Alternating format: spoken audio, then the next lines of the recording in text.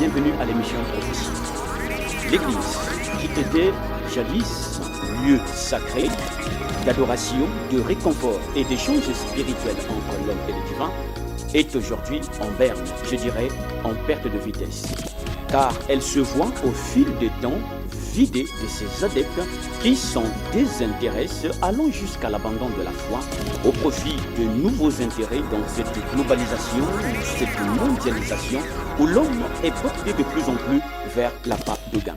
Pourtant, dès le premier siècle de l'Église, l'apôtre Paul, dans 1 Timothée 4.1, dénonce le mal et sonne l'alarme.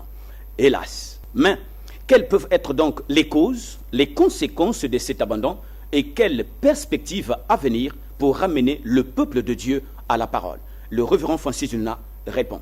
Pasteur Francis, bonsoir. Bonsoir. Dans la Bible, Pasteur Francis, nous connaissons les prédictions des prophètes de l'Ancien Testament, de celles de Jean dans l'Apocalypse. Mais comment Paul, apôtre de ministère, pouvait-il donner de prophéties aussi profondes que celles contenues dans 1 Timothée 4, verset 1? En fait, l'apôtre Paul, au-delà de ce que l'on sait de lui, n'était pas qu'un simple apôtre.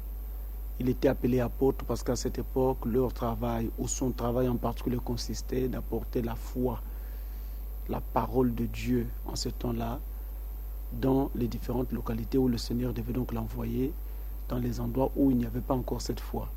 Il devait voyager de temps en temps. Il jouait alors le rôle de missionnaire par ses voyages pour apporter la parole.